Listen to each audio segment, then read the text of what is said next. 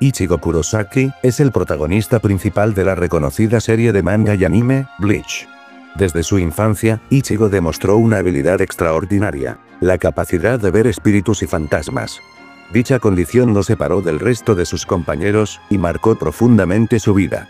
A la edad de 15 años, Ichigo se encontró con Rukia, una Shinigami que tras un enfrentamiento crítico con un Hollow, se vio obligada a transferirle sus poderes para que él pueda proteger a su familia y al mundo humano.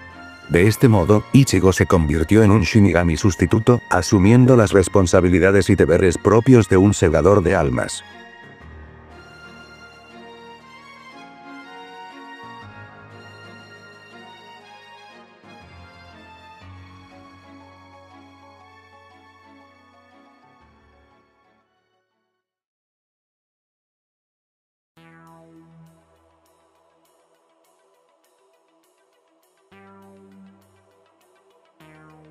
Con apenas 15 años, Ichigo ya era capaz de derribar adultos, con simples patadas. Se liberó físicamente de un hechizo mágico vinculante, algo que ningún humano común debería ser capaz de hacer. Pudo resistir una embestida por parte de un Hollow, un ser que destruyó una pared de concreto. La presión espiritual de Ichigo era tan fuerte que deformó la percepción de Rukia, lo que le hizo imposible detectar la presencia del Hollow. Cuando Rukia le dio sus poderes de Shinigami, Ichigo se volvió fuerte lo suficiente para derrotar al Hollow fácilmente. Pudo resistir otro golpe por parte de un Hollow, cuya potencia lo hizo atravesar una pared. Resistió un montón de unas esporas explosivas, saliendo prácticamente ileso del ataque. El poder espiritual de Ichigo es tan grande, que afecta a las personas que estén en contacto con él, siendo esta la razón por la que Chad y Orihime despertaron sus poderes innatos. De manera similar, Ishida al entrar en contacto directo con la espada de Ichigo, notó un gran aumento de poder, reafirmando lo ya dicho. Pero esto no queda ahí, ya que se revelaría que el poder de Ichigo en realidad estuvo en su punto más bajo durante todo este tiempo, demostrando una pizca de este en su pequeño enfrentamiento contra un Menos, donde no solo bloqueó su Zero, sino que le hizo daño suficiente, como para hacer que la criatura regresara a Hueco Mundo. Los Menos son Hollows compuestos por una amalgama de otros pequeños Hollows, haciéndolos por defecto mucho más poderosos. Ichigo, sin poderes de Shinigami, resistió golpes de Ururu, quien era capaz de hacer cráteres con el impacto de su fuerza. Al transformarse en Hollow, Ichigo se liberó físicamente de 3 Bakudou de nivel 99, lanzados por Tessai. Pasando al aspecto de velocidad, Ichigo es más rápido que la percepción de Hollows comunes. Puede esquivar flechas casuales de Ishida, armas que demostraron cruzar varios bloques de ciudad, en lo que aparenta ser segundos. Como complemento, Ichigo fue rápido lo suficiente como para burlar la percepción de Renji, quien también puede reaccionar de manera instintiva a las flechas de Ishida.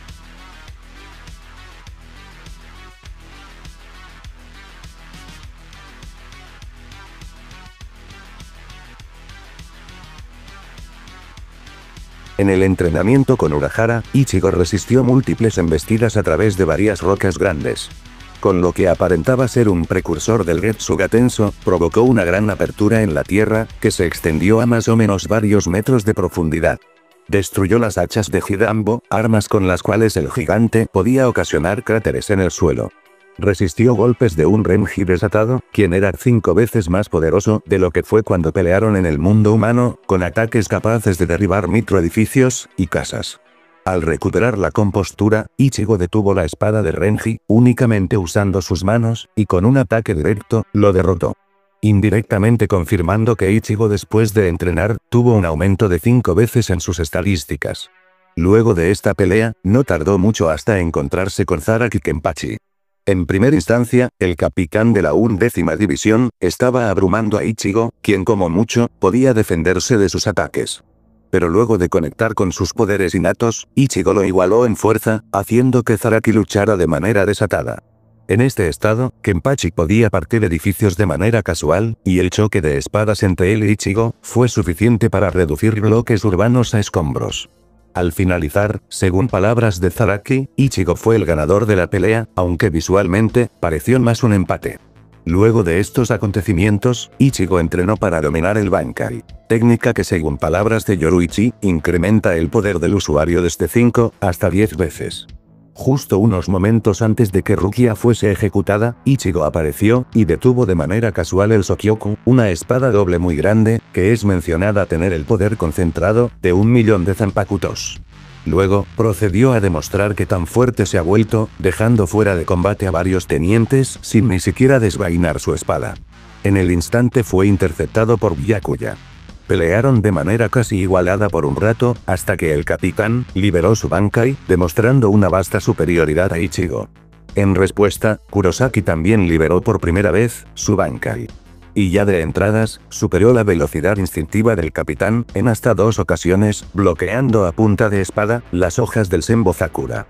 Una de sus mejores demostraciones en cuanto a velocidad, fue cuando bloqueó una embestida omnidireccional, de lo que probablemente eran cientos, o miles, de las hojas afiladas de Byakuya, hazaña que fue calculada en niveles hipersónicos.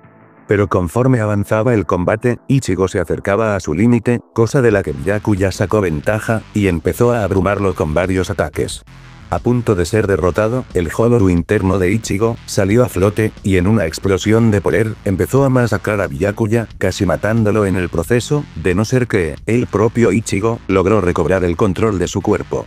Luego de esto, ambos lo pusieron todo en un último ataque definitivo, siendo el ganador resultante, Ichigo.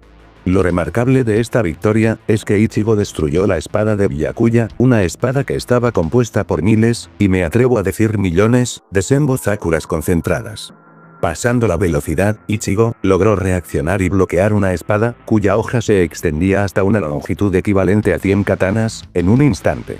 Respondió eficazmente a un ataque sorpresa ejecutado por Kenpachi, personaje que fue capaz de desplazarse desde la cima de un edificio, hasta colocarse a espaldas de Ichigo, en un abrir y cerrar de ojos. Ichigo, incluso estando herido y debilitado, pudo reaccionar instintivamente al Shunpo de Byakuya. Durante el rescate de Rukia, Ichigo se encontraba sobre un andamio en el fondo de la escena, mientras sus aliados eran perseguidos a gran distancia. Utilizando Shunpo, Ichigo atravesó instantáneamente una distancia considerable, apreciándose visualmente una multitud de personas dispersas entre él y sus objetivos. Un movimiento subsónico como mínimo.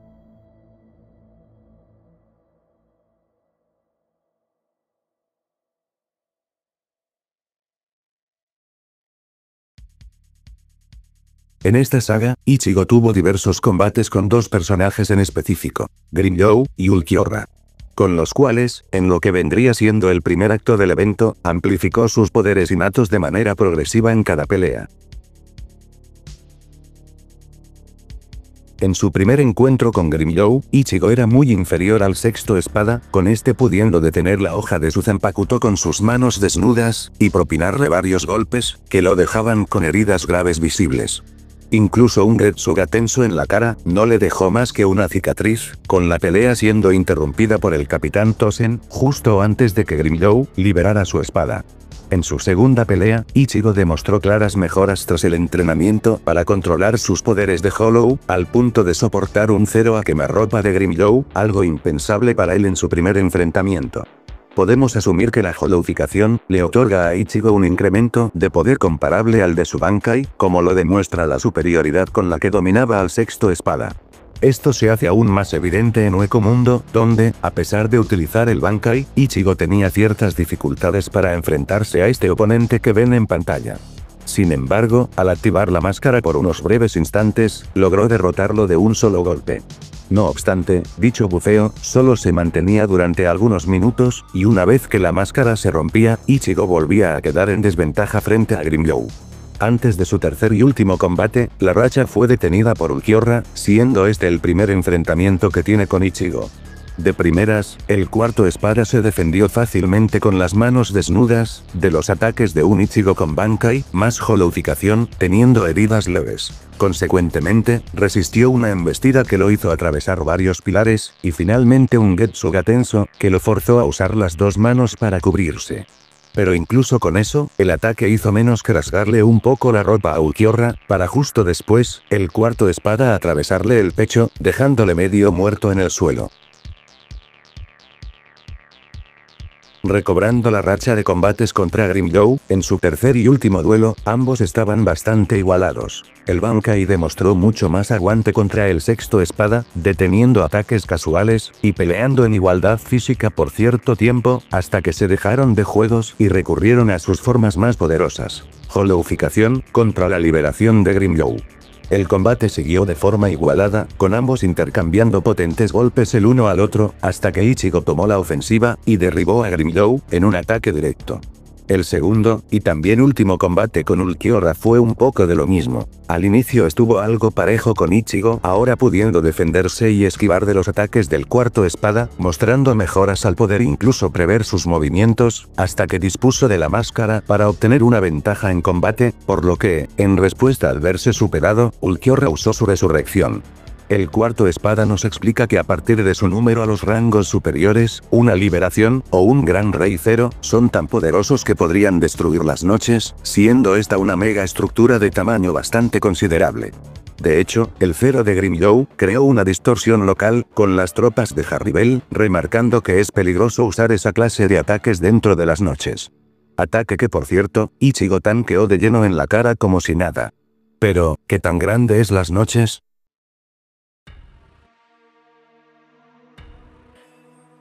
Durante el arco de los Arrancars, se revelaría que para llegar desde la posición inicial de Ichigo y su grupo hasta la puerta principal de las noches, tomaría alrededor de 3 días de caminata continua. Si asumimos que esa distancia corresponde aproximadamente a la mitad del perímetro, ya que se dirigían en línea recta hacia una de las entradas, podemos inferir que dar la vuelta completa alrededor de todas las noches tomaría unos 6 días caminando. Ya con eso en mente, podemos hacer algunos cálculos simples como para poder estimar qué tan grande es las noches. Una persona promedio puede caminar en media 5 km por hora. Con esto, si suponemos que caminan durante 8 horas diarias, o sea, Ichigo y su grupito, Denji y los Hollow que estaban ahí, algo que es completamente factible dentro del contexto de la obra, si tenemos en cuenta que el propio Ichigo afirmó tener la capacidad como para correr 5 días sin parar, hacemos 5 por 8, que nos da 40 kilómetros totales, por 6, que es el tiempo que toma darle la vuelta completa a las noches, lo que nos estaría dando que los personajes estarían recorriendo aproximadamente 240 kilómetros. Para ponerlo en perspectiva, eso sería tan grande como la ciudad de Los Ángeles o la ciudad de Tokio, o sea, el gran Tokio total. Prosiguiendo, Ulquiorra despertado era mucho más poderoso que Ichigo, pero incluso estando en desventaja, el Shinigami logró reaccionar de manera instintiva a unos de sus ataques, resistiendo varios de sus golpes, e inclusive, resistió un Cero Oscuras, ataque mucho más potente que un Gran Rey Cero. Pero el cuarto espada fue más allá, y usó su segunda etapa, una transformación que solo él fue capaz de alcanzar, con la cual, de forma no literal, mató a Ichigo.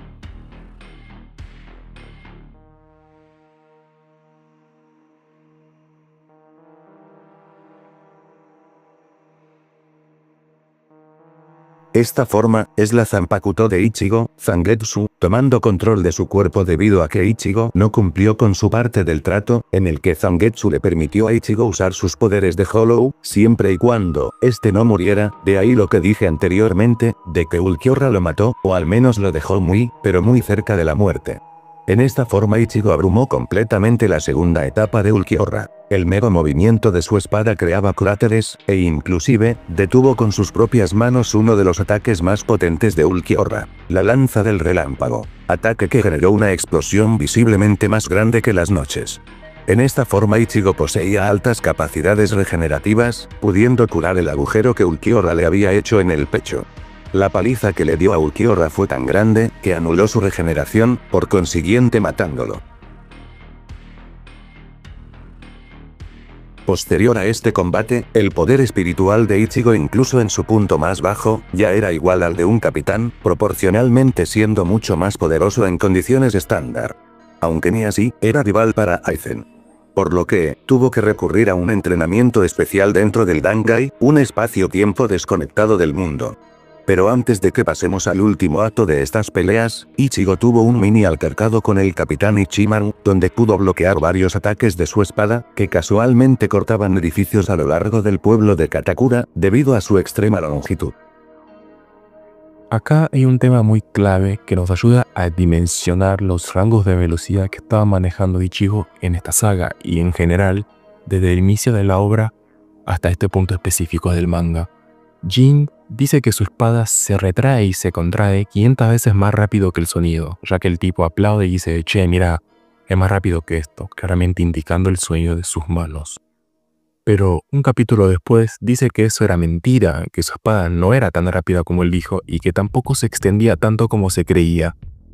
Pero ahí está lo interesante. Jin dice que no es tan rápida, o sea, sigue siendo rápida, pero no era tan rápida como 500 veces la velocidad del sonido, sino que sería una velocidad inferior a Mach 500, inespecífica, pero inferior a ese rango. O sea, cualquier número por debajo de 500, algo que el tercer databook lo pone como hecho y nunca lo descarta como parte de las habilidades del Bankai de Ichimaru. Lo que significa que, y es a donde quiero llegar con todo esto, que para este punto de la historia, Ichigo era capaz de esquivar y reaccionar ataques que se encontraban dentro de un rango estimado de Mach 200 y Mach 400. Aunque claro, sin alcanzar los Mach 500 que el propio Jin desmintió explícitamente. Prosiguiendo, como mencionado hace poco, debido al diferente flujo de tiempo con el mundo ordinario, Ichigo entrenó en el Bankai durante 3 meses para dominar el Getsuga Tenso final, habilidad que lo vuelve uno con el propio Getsuga, otorgándole un poder trascendental. En esta forma, Ichigo básicamente superó a Aizen en todos los aspectos. Aizen portaba el Hogyoku, artefacto capaz de deformar la realidad local para cumplir los deseos de su portador, que en este caso el de Aizen era trascender cualquier límite concebible entre Shinigamis y Hollows. Sin embargo, incluso con todo ese poder, Aizen no podía ni siquiera percibir la presión espiritual de Ichigo, mucho menos después de que este activara el Getsuga final, evidenciándose que Ichigo superó incluso el plano de existencia de Aizen. La mera onda de choque producida por la espada de Ichigo vaporizaba montañas. Destruyó con sus meras manos el Hadou número 90 de Aizen, el Kuroitsuji, habilidad que fue descrita como un torrente de gravedad que distorsiona el espacio-tiempo, desconstruyendo la materia. Usando Mugetsu, hizo un corte vertical que se extendió de manera visible a decenas de kilómetros, desintegrando la cuarta forma de Aizen. Al final, el propio Aizen se asustó tanto del poder de Ichigo, que inconscientemente impuso un límite en la evolución continua del Hogyoku, algo de lo que tomó ventaja Urahara para sellarlo.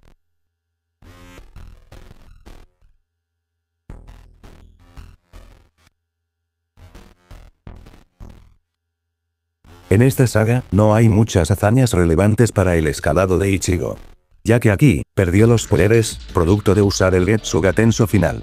Y básicamente, todas las demostraciones de fuerza de cuando estaba entrenando el Fullbring son inferiores a todo lo visto hasta ahora. Lo más destacable es precisamente cuando recuperó sus poderes, en el inicio del combate contra Ginjo, donde con un Getsuga Tenso, dispersó una gran masa de nubes, hazaña que fue calculada en Isla.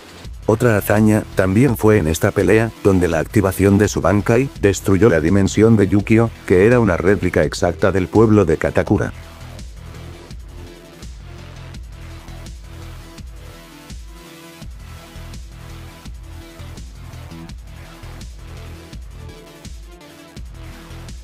Tuvo una pelea con Yhwach, donde si bien fue totalmente abrumado por el rey Quincy, es al menos remarcable mencionar que aquí fue donde mostró por primera vez el Blood Bene, técnica en la cual el usuario hace que su raíz fluya por todos sus vasos sanguíneos, para así aumentar de manera notable el poder con el cual pueden realizar sus ataques, o la resistencia en cuanto a los daños que puedan recibir en batalla.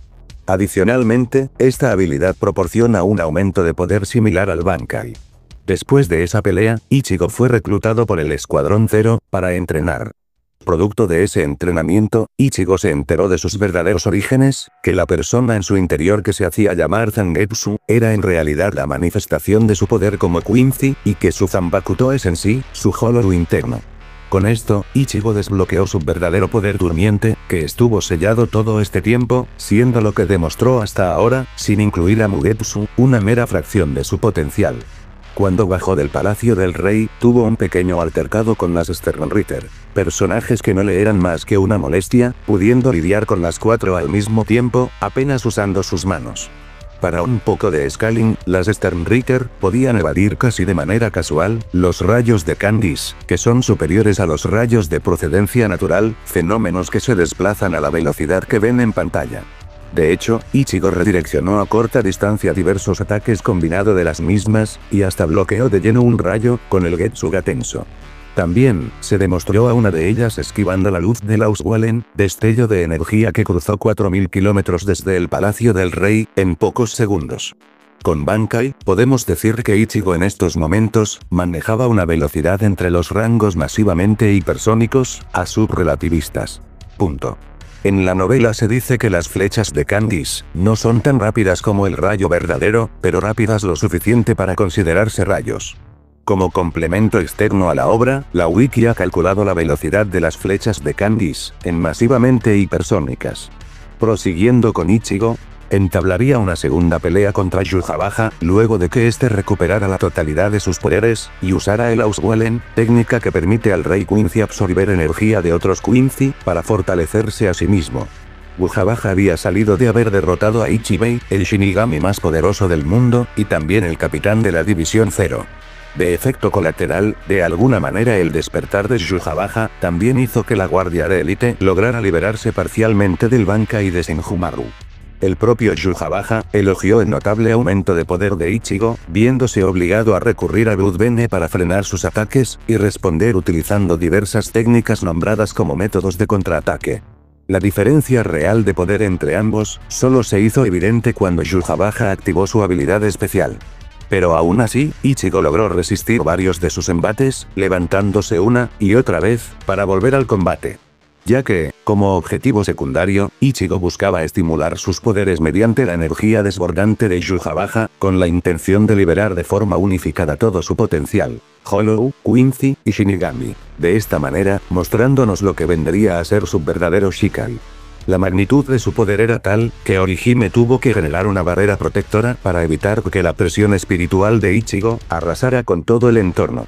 Gracias a la integración de sus poderes, Ichigo fue capaz de ejecutar un Gran Rey Zero, fusionado con el Getsuga Tenso, un ataque de tal envergadura que incluso logró herir levemente a Yhwach. Cabe destacar que, en este punto, Yhwach ya contaba con el poder absorbido del Rey Espíritu, y el brazo derecho Mimihagi, lo que lo convertía indiscutiblemente en el personaje más poderoso de la obra, en ese preciso momento. No obstante, todo lo anterior correspondía únicamente al Shikai. El Bankai, Tensa Zangetsu, elevó aún más las capacidades físicas de Ichigo.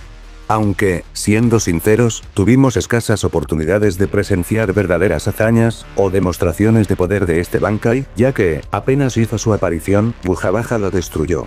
Paradójicamente, esto mismo resulta impresionante, pues el propio Rey Quincy reconoció que el poder de Tensa Zangetsu era aterrador, motivo por el cual decidió eliminarlo del futuro. En efecto, en uno de los futuros posibles que Yhwach visualizó con la omnipotencia, Tensa Zangetsu le representaba una amenaza latente, que merecía ser erradicada de antemano.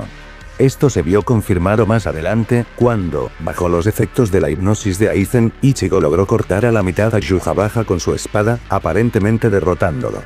Sí, luego regresó con su habilidad, pero el tema aquí es que la espada de Ichigo logró cortarlo, y eso ya es increíble. La mayor ventaja de Yhwach residía en su habilidad con la letra. En términos de fuerza bruta y capacidad de combate, Ichigo era superior, o al menos, se encontraba peligrosamente cerca de su nivel de poder. Tanto que incluso utilizando solo el Shikai, Yhwach reconoció que el poder de Ichigo era demasiado elevado como para enfrentarlo con la guardia baja, admitiendo que estaba subestimando su fuerza actual. De forma que, si no tomara cartas en el asunto, Ichigo podría haberlo derrotado en aquel momento. Fue entonces cuando activó la omnipotencia, para cerrar esa peligrosa brecha. Este contexto explica con mayor claridad por qué Yhwach jamás permitió que Ichigo llegara a emplear su Bankai, ya que si solo con el Shikai representaba una amenaza significativa, no podía arriesgarse a permitirle alcanzar su máximo poder. Sin embargo, antes de avanzar hacia el desenlace final, es necesario detenernos, pues en este punto de la narrativa Ichigo ya se posiciona como un top tier, y podemos analizar cómo se relaciona con la escala de poder de ciertos personajes, y sus hazañas más destacadas. Escala del Capitán Yamamoto, quien con la liberación de su Bankai, amenazaba con destruir, o mejor dicho, pulverizar, toda la sociedad de las almas. Escala de Zaraki Kenpachi, quien apenas con su Shikai pudo destruir un meteoro de gran tamaño, que iba a destruir todo el Sereitei, y probablemente también la sociedad de las almas, debido a la energía del impacto. Escala de los miembros de la División Zero, que según palabras de Senjumaru, el más mínimo uso de sus poderes de manera individual, puede temblar cielo y tierra de los tres mundos, en este caso refiriéndose al mundo humano / planeta Tierra, hueco mundo, y la sociedad de almas. Lejos de ser solo palabrería, mostraría esto con la activación de su propio Bankai, cuya mera presión espiritual hizo temblar los tres planetas. Antes de proseguir, me tomaré mi tiempo para explicar debidamente qué tan grande es el Sereitei, ya que, para determinar un nivel de poder exacto con respecto a los dos primeros escalados, es necesario analizar las dimensiones de dicha estructura.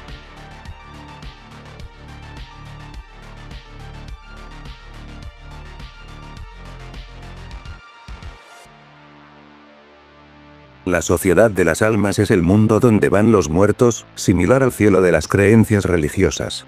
Su geografía está constituida principalmente por dos partes, el Rokungai y el Sereitei.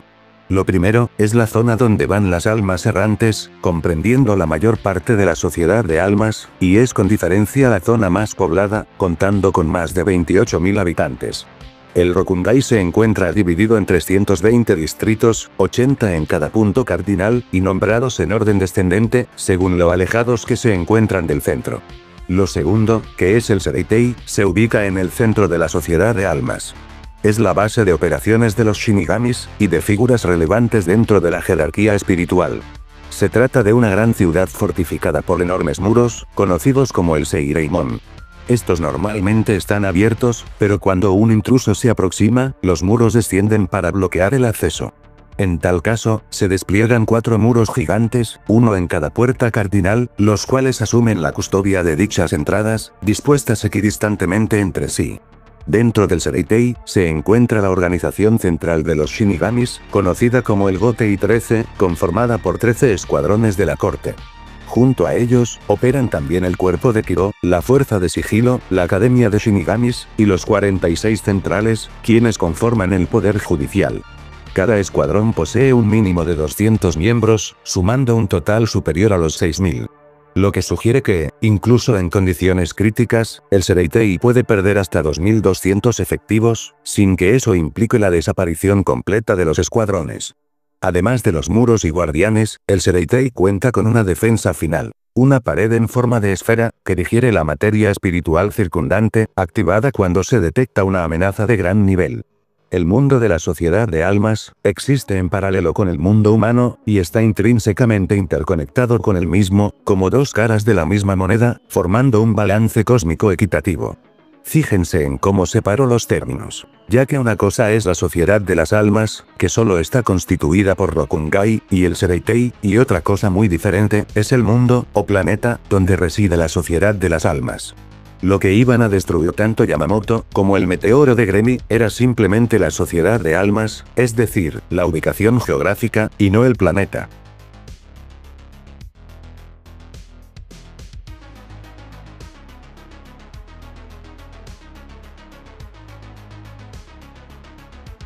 Antes de meternos en cálculos y estimaciones, debemos entender algo clave. Tite Kubo no sabe dibujar proporciones. O mejor dicho, no es que no sepa, sino que es muy inconsistente manteniendo la representación gráfica de los paisajes que él mismo dibuja. Y esto lo vemos en varias ocasiones a lo largo de los más de 600 capítulos del manga. Por ejemplo, el primer vistazo completo que tuvimos del Sereitei, este era literalmente del tamaño de un barrio, o un bloque de ciudad. Pero, ni en el propio arco eso es consistente, ya que en otros paneles, incluso en la tope de la Sereitei, la ciudad desaparece en el horizonte, algo que no puede suceder con algo del tamaño de un barrio. Sin considerar el hecho narrativo del que para nada parece ser la residencia de más de 6.000 personas, y 13 divisiones ubicadas en diferentes zonas. Por lo que, si este fuera el tamaño real del Sereitei, la gente no estaría viviendo muy cómoda que digamos. Siendo esta de lejos, la peor representación del Sereitei. Y esto se repite en varias ocasiones dentro de la historia, con el Sereitei apareciendo en diversos tamaños, a veces mediana, más grande, más angosta, y etc.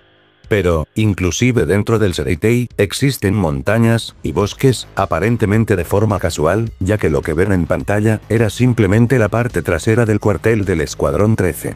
Y en una de las novelas, se dice que para atravesar el Sereitei, es necesario cruzar montañas y bosques, literalmente. Elementos que no cuadran con ninguna de las representaciones gráficas mostradas.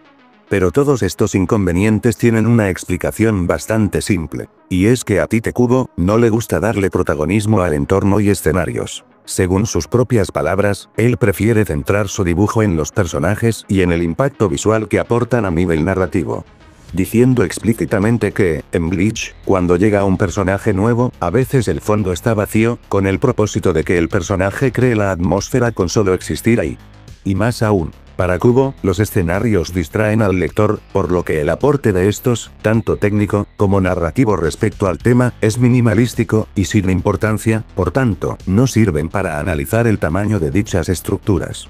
Aclarado eso, lo único que nos queda para determinar un tamaño estimativo son las menciones. En el propio arco de la Sociedad de Almas, Yoruichi dice que el tiempo de caminata en distancia, entre una compuerta del Sereitei hacia la otra, es de 10 días. Existen 4 puertas rodeando el centro de la Sociedad de Almas, por tanto, tomaría 40 días darle la vuelta completa al Sereitei. Con esto, usando las mismas suposiciones que en el cálculo de las noches, es decir, 5 km por hora como medida de velocidad promedio, durante 8 horas por día, en un lapso de 40 días, nos da que la circunferencia total del Sereitei mide unos 1600 kilómetros. Que como referencia, es casi tan grande como Bielorrusia, un país de Europa Oriental. Por motivos que ya explicaré más adelante, calcularemos también el diámetro, que es la distancia en línea recta entre los dos extremos del círculo, es decir, la distancia que les tomaría recorrer en línea recta, desde un extremo del Sereitei al otro. La definición nos dice que para calcular el diámetro del círculo, se divide la circunferencia total sobre pi. Eso nos da como resultado, una distancia de 509 kilómetros.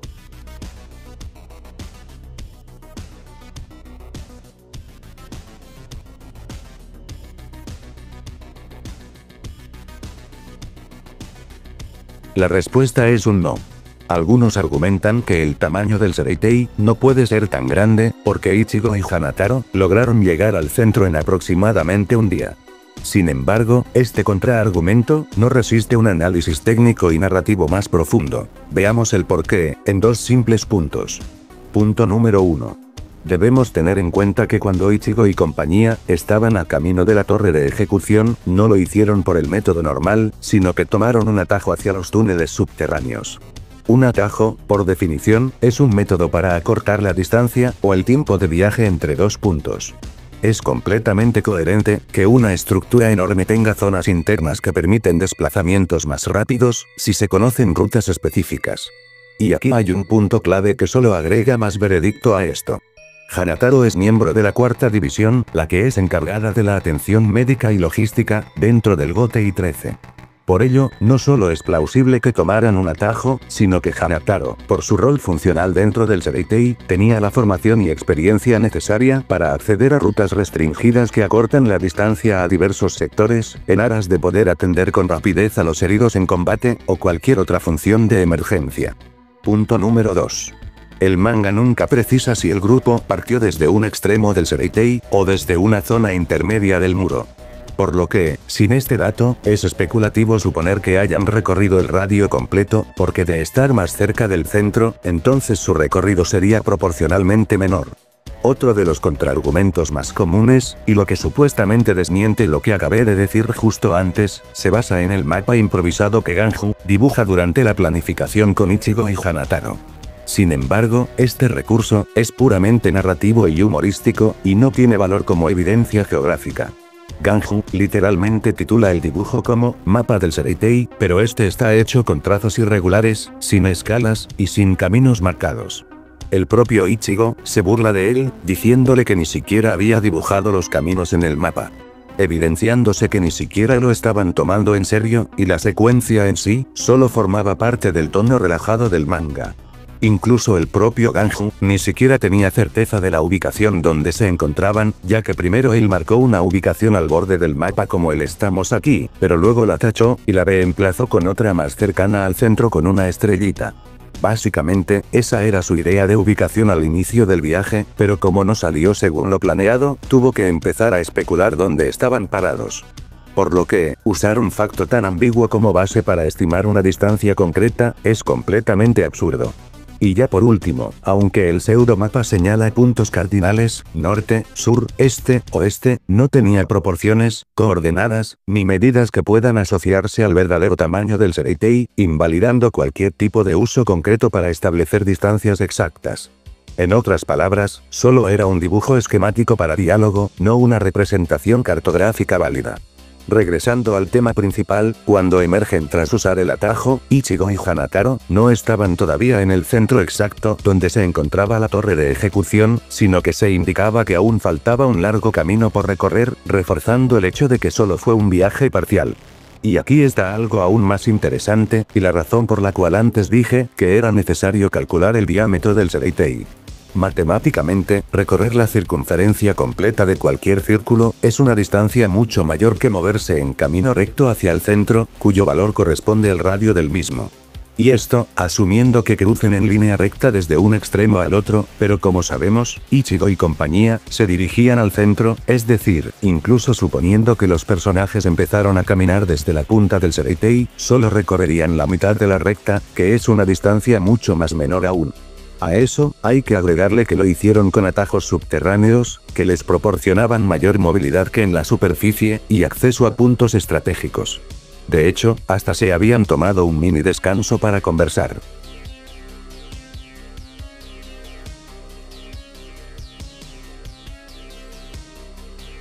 Sado partió desde más o menos la misma ubicación inicial que Ichigo y Ganju, pero sin usar el atajo. Se desplazó por la superficie de forma directa y sin obstáculos importantes, y aún así, no logró avanzar más que un sector en todo un día, incluso descansando durante la noche. De igual forma, Ishida y Orihime se desplazaron a través de varios distritos, combatieron, se perdieron, volvieron a reagruparse, todo eso en un lapso de días. De hecho, este fue el grupo que estuvo más cerca de la torre de ejecución, ya que no se tomaron descansos largos como Ichigo a cada que terminaba una pelea. Es decir, tuvieron un trayecto mucho más directo y poco conflictivo que los demás, salvo la pelea que tuvo Ishida con Mayuri, pero aún así se demoraron bastante en llegar a la torre. Con todo, la narrativa confirma explícitamente que el trayecto hacia la torre toma varios días, incluso bajo condiciones favorables. Lo que nos lleva a la conclusión de que, las hazañas de Yamamoto y Zaraki, son de nivel país. Aunque claro, sépase que solo estoy tomando como referencia el tamaño del Sereitei, y no el área cubierta por el Rokungai. Pero a decir verdad, no hay mucha información sobre las dimensiones de dicha zona, y no quiero quedarme especulando por sobre imágenes con cuencas innecesarias.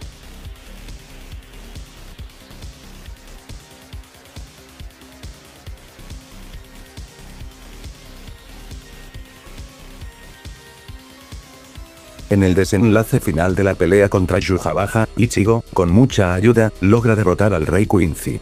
Lo primero que uno puede entender visualmente, es que debido a la flecha que le apagaba los poderes temporalmente a Yhwach, eso le dio la oportunidad a Ichigo para finiquitarlo. No quiero extenderme mucho, pero supongo que ya es de conocimiento general, que fue Hugran, quien engañó a Yhwach, ocultándole el futuro donde Ichigo lo mata con un mero sueño. Hace días estuve debatiendo con unos amigos, la posibilidad de que Hugran no solo ocultó el futuro, sino que de facto, cuando estaba con los poderes de la omnipotencia, alteró un futuro posible donde Yhwach perdía en ese exacto momento contra Ichigo, como parte de su plan de venganza, que se remota hace mucho tiempo, cuando era solo un niño, y junto con Baz, juraron matar al Rey Quincy. Básicamente, Hugran sería el Jin, que sí logró su objetivo. Pero sin dudas, hay una teoría que estuve leyendo en Reddit, que es bastante curiosa. Para los lectores raíces de Bleach, saben que a Kubo le gusta dejar siempre estos easter eggs, o elementos que luego son paralelos a contextos actuales, y etc. Pues esta teoría sugiere que la debilidad de Yhwach ya había sido mostrada de manera indirecta mucho antes, en el arco de la Sociedad de Almas. Cuando Ichigo estaba entrenando para lograr el Bankai, el falso Zangetsu, le dice que solo la verdadera espada Zangetsu podría derrotarlo. Años después, como visto, descubrimos que ese viejo Zangetsu no era otro que la manifestación interna del poder Quincy de Ichigo, una mera extensión del mismo Yhwach. Así, lo que parecía un enigma filosófico se convierte en una profecía literal. La única fuerza capaz de derrotar a Yhwach no es el nuevo Bankai híbrido creado a partir de una fusión de linajes, sino la Zangetsu original, el Shikai puro, el núcleo espiritual primigenio de Ichigo.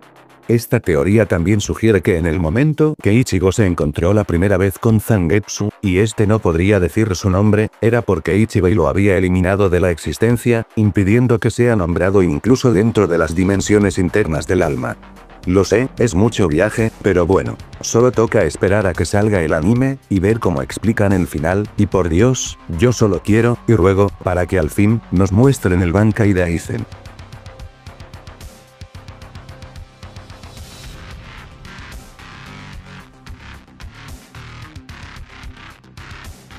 Ichigo no es un personaje muy hacksero dentro de su contexto, ya que literalmente es una amalgama de todas las razas que existen en Bleach, y si encima de eso, le dieran habilidades especiales como a otros personajes de la obra, no tendría ningún tipo de sentido.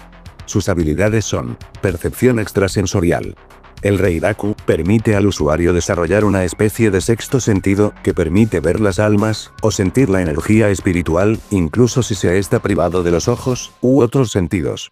Invisibilidad. Los Shinigamis y Hollows son invisibles, y no pueden ser vistos si no se tiene Reiraku, o una alta concentración de poder espiritual. Sentidos mejorados, y análisis predictivo. Ha demostrado capacidad de predicción analítica, siendo capaz de anticipar ataques entrantes y contrarrestarlos adecuadamente. Esta aptitud se complementa con una reacción instintiva sobresaliente, que le permite esquivar ofensivas únicamente guiado por el instinto. Además, posee una notable capacidad de análisis de información, pudiendo identificar rápidamente las características y funcionamiento de las habilidades de sus enemigos. Por último, Ichigo cuenta con sentidos aumentados, lo que le permite percibir emociones, intención asesina, y anticipar los movimientos de sus oponentes, incluso a través del sonido en plena batalla. Getsuga Tenso. La técnica insignia del peli naranja, es una gran ola de energía oscura, que crea explosiones de área de efecto cuando golpea a un objetivo. Adicionalmente, Ichigo puede manipular el Getsuga Tenso, para defenderse de ataques, aumentar la potencia de su espada, o incluso mezclarlo con otros ataques. Distorsión espacial. Al ser un Hollow, Ichigo debería también poder abrir agujeros en el espacio. Los Hollows también pueden absorber las almas de las personas, para aumentar su propio poder. Borrado existencial. Al ser un Quincy, Ichigo debería también poder destruir almas, como los Quincy lo hacen con los Hollows, sacándolos del propio ciclo de reencarnación. Manipulación de almas. Al ser un Fullbringer, Ichigo tiene la capacidad de manipular las almas presentes en los objetos físicos, para poder controlarlos como le plazca. Consciencia múltiple. Zangetsu es una entidad con voluntad propia dentro de Ichigo, en diversas ocasiones lo ha protegido sin que él ni siquiera lo sepa, como en la pelea con Ulquiorra. Resistencia a la manipulación de espacio-tiempo, y gravedad. Resistió el Hadou número 90 de Aizen, el cual ya explique lo que hace. Resistencia a la deconstrucción. Podía estar cerca de Aizen sin sufrir los efectos de su alta presión espiritual, la cual eliminaba toda materia que estuviera cerca de él. Resistencia a temperaturas extremas. Por scaling, debería ser superior a Asnor, quien soportó el cero absoluto de Rukia con Bloodbene. También, debería ser superior a Roid, quien con Bloodbene, pudo resistir estar cerca de la espada de Yamamoto, que tiene literalmente la temperatura del sol. Si arrojar a Ichigo al sol, no le haría nada.